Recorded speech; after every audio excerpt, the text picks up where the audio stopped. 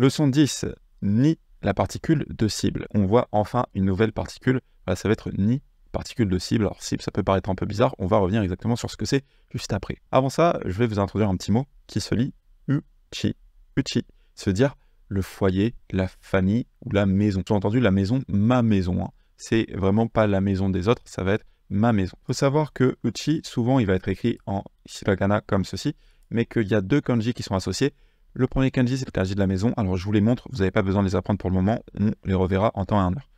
Celui-là, c'est le kanji de la maison qui peut se lire uchi. Et celui-là, c'est le kanji de l'intérieur qui peut également se lire uchi.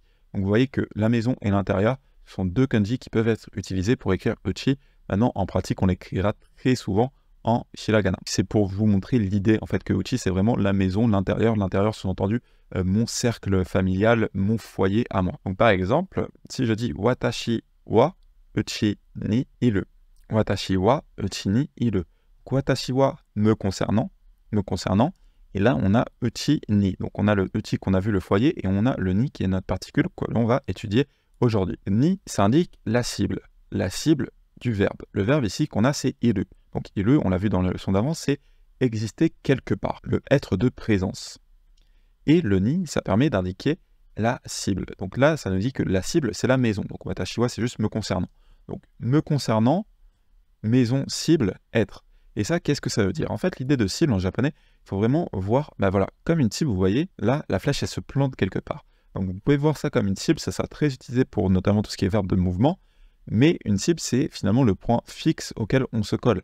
Et du coup, quand on parle dans lieu, la cible dans lieu, ça peut être soit la cible dans le déplacement, mais ça peut être également tout simplement le lieu d'existence. Donc, par exemple, là, voilà, je vous ai mis en point GPS. Donc, si on cible en lieu et qu'on dit qu'on existe ici, avec un verbe d'existence comme iru ou aru, ça veut dire exister quelque part. Exister quelque part. Donc, le ni, ça indique la cible, ça s'attache à un nom, comme les particules qu'on a vues jusqu'à présent, et nom plus ni, ça devient la cible. Du coup, si on reprend notre exemple, ici, on a uchini. Uchini, c'est la cible de iru, le verbe être. Donc, comment est-ce qu'on dirait ça en français? On dirait, me concernant, je suis à la maison. Me concernant, je suis à la maison. Pourquoi? Parce qu'on dit exister. La cible de l'existence, c'est quoi? C'est uchini. Donc, c'est pour dire à la maison, j'existe. Donc, je suis à la maison. Je suis à la maison. Et cette phrase, ça pourrait dire je suis à la maison, mais ça pourrait également dire je serai à la maison. Ouh là là là, qu'est-ce que tu nous baratines, Obi? Pourquoi ça devient je serai à la maison? Jusqu'à présent, on a vu qu'en seul temps en japonais, donc on a vu la forme neutre et la forme polie, mais toujours en seul et même temps. J'en ai pas parlé jusqu'à présent, on a toujours traduit ça au présent, mais il faut savoir qu'au japonais, il y a vraiment deux temps qui sont très utilisés. On va vraiment diviser en fait le japonais, les actions en japonais entre l'inaccompli et l'accompli. Là où en français, souvent on va parler de futur, présent, passé, en japonais ça va être beaucoup inaccompli et accompli. Dans l'inaccompli, on a le présent, parce que le présent n'est pas encore terminé, donc c'est inaccompli, mais on a également le futur, parce que le futur, c'est pas encore accompli, du coup c'est inaccompli. Là où dans l'accompli, on a le passé. On aura l'occasion de revenir sur le passé plus tard, mais pour le moment, il faut noter que l'inaccompli, par exemple, on a iru ou imasu, et que iru ou imasu, ça peut soit être du futur, soit être du présent. Alors là, je sais que ça peut faire peur, vous dire, attends, mais comment je sais si c'est au futur ou au présent? Déjà, il faut savoir qu'on fait la même chose en fait en français. On a beau avoir du futur, on peut utiliser le présent en parlant du futur en français. Je vais vous montrer l'exemple juste après. Et ensuite, il faut savoir qu'en japonais, il y a également un temps qui s'appelle le présent continu, comme en anglais, le be plus ing pour ceux qui parlent anglais.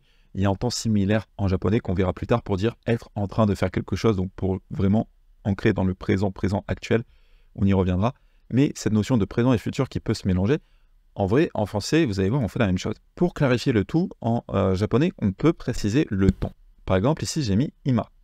Ima, c'est un kanji, alors là, je vous le mets, on l'apprendra plus tard. Là, je vous le mets juste dans cette leçon, on a déjà vu beaucoup de kanji dans cette section, donc on reviendra dessus plus tard. Mais c'est un kanji qui veut dire maintenant. Ima, ça veut dire maintenant. Et comment est-ce qu'on utilise ce mot en japonais? C'est qu'on va le mettre avant notre propos pour spécifier le cadre temporel de la phrase.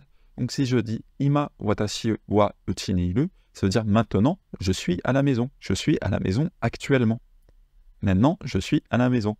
Mais on pourrait également dire ashita. Ashita, ça veut dire demain. Pareil, pour les kanji, on les verra. En fait, on verra les jours de la semaine, etc. Du coup, avec tout ce qu'on a vu ici dans une leçon future. Mais je voulais juste vous montrer ça pour la temporalité. Si je dis ashita watashi wa uchi ni iru, on pourrait traduire ça en français par demain, je serai à la maison. Mais, chose intéressante à noter, dans un français un petit peu oral, on pourrait dire « Ah, demain, je suis à la maison ». Alors certes, ça fait un petit peu oral en français, mais ça choquerait pas. Si par exemple je dis « Ah, bah, la semaine prochaine, je vais à l'aéroport ». Vous voyez on pourrait dire « La semaine prochaine, j'irai à l'aéroport », mais qu'on peut très bien en français passer par le présent pour exprimer une idée qui est future, si on précise le temps avant, en disant par exemple « La semaine prochaine, je vais à l'aéroport ». Eh bien, c'est la même chose en japonais. En japonais, c'est peut-être encore plus naturel que ce « iru », c'est en fait l'inaccompli. Donc ça peut être soit présent, soit futur. C'est souvent compris par le contexte. Alors je sais que ça peut faire peur le contexte quand on n'a pas encore beaucoup de connaissances en japonais. Vous n'avez pas trop à vous prendre la tête avec ça. Souvent en fait ça sera indiqué tout simplement en début de phrase avec la temporalité. Donc si je dis ashita, ça parlera de demain, donc ça sera le futur. Si je mets par exemple ima, ça va être maintenant, ça va parler de maintenant. Par défaut, souvent, nous, on va le traduire par du présent, mais en vrai, il faut garder en tête que sans contexte, ça peut être du présent ou du futur. C'est en fait l'inaccompli. Si je prends un exemple avec ale, on pourrait dire manga wa uchi ni aru. Manga wa uchi ni aru. Donc manga wa, ça va être le thème. Donc en ce qui concerne le manga, uchi ni, ça va être la cible. Aru, c'est le être d'existence pour les objets, donc comme manga par exemple. En ce qui concerne le manga, il est à la maison. En ce qui concerne le manga, il est chez moi. On pourrait également dire uchi ni neko ga imasu. Alors ici, on l'a passé à la forme en masse. Uchi ni neko ga imasu. Neko ga, ça devient le sujet. Imasu, c'est le verbe être, de présence. Et uchi ni, ça veut dire donc chez moi. Donc ce qu'on a littéralement, c'est foyer, particule de cible. Alors foyer, maison, chez moi, etc. Particule de cible avec le ni. Neko ga, donc c'est chat, particule de sujet. Et imasu, c'est existe. Donc en français, on pourrait dire chez moi, il y a en chat. Vous voyez que le existe, on le transformerait par il y a, parce que c'est la manière naturelle de le dire en français, en chat. Et ça, qu'est-ce que ça pourrait donner en français? On pourrait dire j'ai un chat à la maison directement. Mais vous voyez que en japonais, on ne dit pas j'ai un chat. On dit que il y a un chat dans ma famille. Il y a un chat chez moi. Ça, c'est une manière naturelle en japonais de le dire. Uchi ni neko ga imasu. Littéralement, on dit chez moi, il y a un chat. Ça, c'est une manière de dire j'ai un chat. Sous-entendu, j'ai un chat à la maison, comme on a le uchi ni qui est précisé. Là, certains se posent peut-être du coup la question, maintenant qu'on a eu plusieurs particules, comment est-ce qu'on agence l'ordre des particules? Parce que là, vous avez vu qu'on a mis le ni là, le ga là, parfois le ga il est avant. Ça peut paraître un petit peu flou. Il faut savoir que, en gros, grâce aux particules en japonais, on n'a pas besoin d'ordre au niveau des mots. Pourquoi? Parce que les particules indiquent le rôle des mots dans la phrase. Du coup, peu importe comment vous les placez, si vous utilisez les bonnes particules, on comprendra le rôle des mots. Maintenant, c'est vrai qu'il y a un ordre qui est naturel. Vous n'avez pas besoin de l'apprendre par cœur, ça viendra à force avec l'expérience. Et quand on change cet ordre naturel, ça permet en fait de changer l'emphase, de changer, si vous voulez, l'accent que l'on met sur les mots. Mais ça, c'est vraiment une notion avancée que vous n'avez pas besoin de vous prendre la tête avec ça. Ça, c'est un petit peu la magie du japonais, c'est que grâce aux particules, on peut mettre les mots dans l'ordre que l'on veut. Le template de base que vous ne savez pas apprendre par cœur, voilà, c'est souvent on va dire thème, temps, sujet, lieu, objet. Alors, on n'a pas encore vu comment on parlait des objets.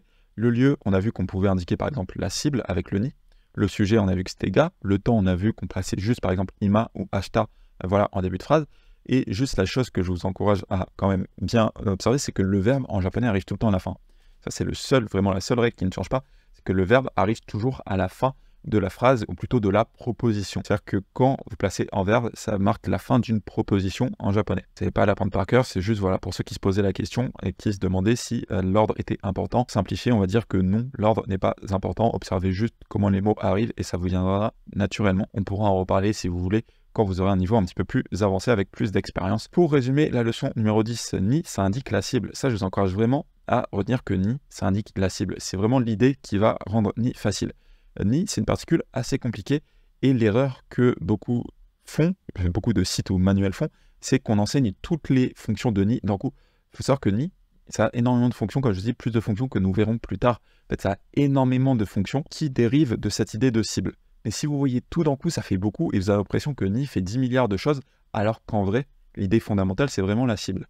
Nous, on a vu que pour le moment, ni, ça permettait d'indiquer le lieu d'existence, avec ilu et alu. Ça permettait de dire où est-ce que quelque chose existe. Par exemple, uchi ni aru, ça veut dire il y a à la maison, il existe chez moi, il existe à la maison. Ou uchi ni iru pour en être animé, en être vivant. Donc retenez bien ça, ni ça indique la cible et on verra des autres rôles au fur et à mesure à travers d'autres phrases d'exemple. Autre chose très importante qu'on a vu ici, c'est au niveau des temps des verbes en japonais. On a vu que les deux, on va dire, grands temps japonais, en fait, ça va être l'accompli et l'inaccompli. Donc l'accompli, ça va être le passé qu'on verra plus tard dans le bootcamp et l'inaccompli, ça va être le présent et le futur que en japonais, voilà, le temps neutre, le temps de base inaccompli, il peut se référer soit au présent, soit au futur, que c'est compris par le contexte et que quand le contexte est flou, on peut préciser la temporalité en début de phrase en disant par exemple maintenant, demain, l'année prochaine, etc.